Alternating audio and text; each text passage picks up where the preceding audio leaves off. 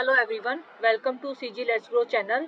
आज हम लोग सीजी बोर्ड का क्लास 8 हिंदी का पार्ट 7 करेंगे। दीदी की डायरी संकलित। गुलाब के फूल सी नन्ही संजू है तो अभी छोटी, पर है बड़ी सयानी।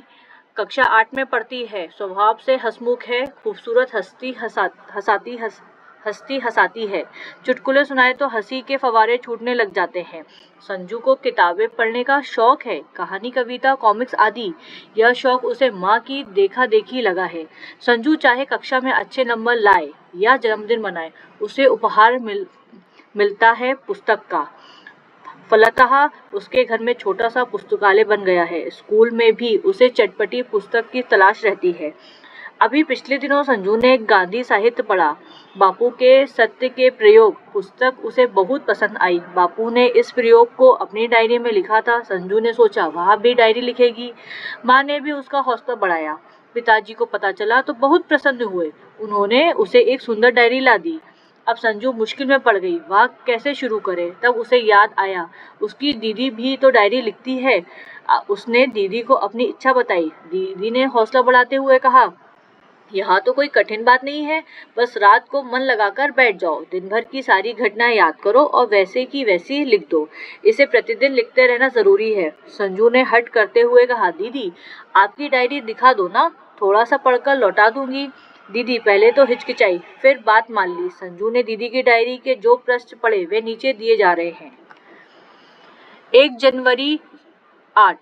कॉलेज में कक्षा के सामने ठक ठक होती रही।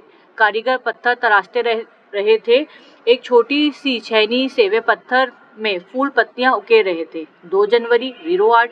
आज सुबह शीला के घर गई। वह स्नान घर में थी। अकेली बैठी बैठी क्या करती। पत्रिका का पुराना रंगीन पृष्ठ नजर आया। उसी को उलटने पलटने लगी। इसमें एक चुटकुला बहुत मजेदार था। हंसते हंसते लोटपोट हो गई। अभी डायरी लिखते समय भी हंसी नहीं रुक रही है। फिर से पढ़ पाऊं इसलिए लिख लेती हूँ इसे। खरीदार मालिक से, एक भैंस की तो एक आंख खराब है, फिर इस भैंस के 7,000 क्यों मांग रहे हो। मालिक, भैंस से दूध लेना है या कशीदाकारी करवानी है। माँ को कल रात से मलेरिया है, मैं तो रात भर उनके पास बैठी रही। खाना भैया ने बनाया, आलू मटर की सब्जी बनाई, गरम गरम रोटियां सेक ली।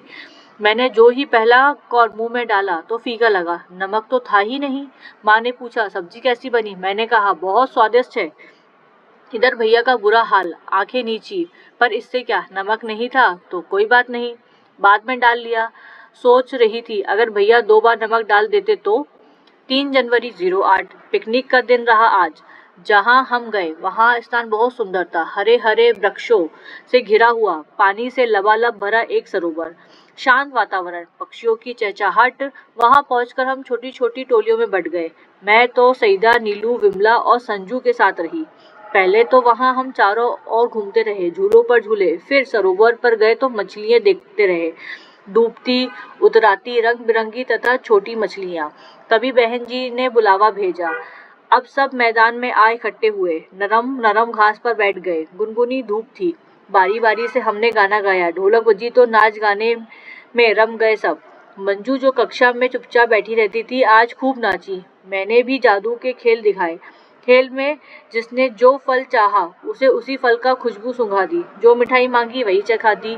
कितना आनंद आया लिख ना सकूंगी। मेरे जादू के करिश्मे को देख अंजू तो मचल ही गई। बोली, 1-2 जादू तो मुझे भी सिखा दो दीदी, मैं भी विज्ञान के ऐसे दूसरे खेल सीखूंगी। मन करता है पिकनिक के दिन बार बार आए। संजू ने डायरी के 2-3 पन्ने उलट दिए। 8 जनवरी 08। आज रविवार था। कहीं आने जाने की इच्छा तो थी नहीं। माँ ने चाट बनाई थी। जमकर नाश्ता किया, चाय की चुस्कियां ली और फिर सुबह सुबह ही पढ़ने बैठ गई। सोचा वह पुस्तक ही पढ़ डालूं जो कल पुस्तकालय से लाई थी। नाम तो बड़ा अजीब था, तोतो चान।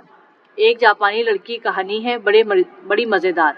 जिस स्कूल में वह पढ़ती थी वह रेल के 6 डिब्बों में चलता था। जो जहाँ चाहे बैठे, जो चाहे पढ़े, शिक्षक का कोई डर नहीं, पूरी आज़ादी। तोतो चान एक मनमौजी लड़की थी जिसे अपनी शरारत के कारण कई स्कूल बदलने पड़े। वह यहाँ रेल के डिब्बे वाले स्कूल में जम गई। उसका जीवन बदल गया। मुझे यह पुस्तक बहुत अच्छी लगी।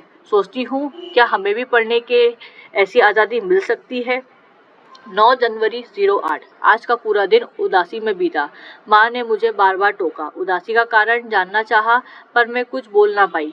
क्या बताऊं, वहाँ मेरी सहेली नीलू है ना, कल से पढ़ने नहीं जाएगी। 1 महीने बाद यह गांव ही छूट जाएगा उससे। उम्र तो मेरी जितनी ही है, पर घर वाले उसके हाथ पीले करके ही दम लेंगे। मुझे मिली तो गले लगाकर रोने लगी, कहती थी बहन पढ़ने का बेहद मन है, पर क्या करूं, कोई मेरी बात सुनता ही नहीं। नीलू कक्षा में अव्वल आती थी, खेलने कूदने में भी किसी से कम ना थी। एक ही प्रश्न रह रहकर मेरे मन में उठता रहा, क्या लड़कियों को पढ़ने का पूरा अवसर नहीं मिलना चाहिए। दुनिया भर की लड़कियां आज क्या क्या करतब दिखा रही हैं, हम है कि चौले चूके के चक्कर में किसी तरह उबर नहीं पाती। मुझे तो नीलू पर भी गुस्सा आता है, आखिर कब तक अपनी इच्छाओं का गला दबाती रहेगी।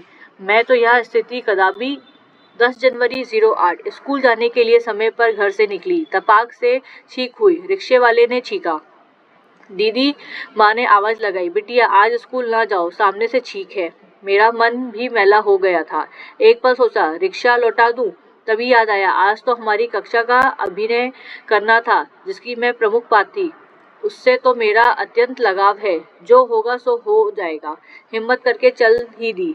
अभिनय में मैंने भी भाग लिया।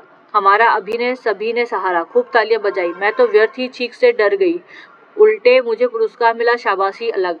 आगे से मैं शगुन अपशगुन के फेरे में पड़ने वाली नहीं।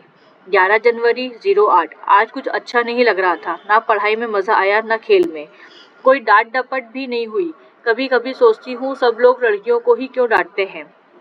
दीदी की डायरी में संजू को आधार मिल गया, उसने भी कल से डायरी लिखने का संकल्प ले लिया। इसी के साथ हमारा ये चैप्टर कंप्लीट होता है। Thank you.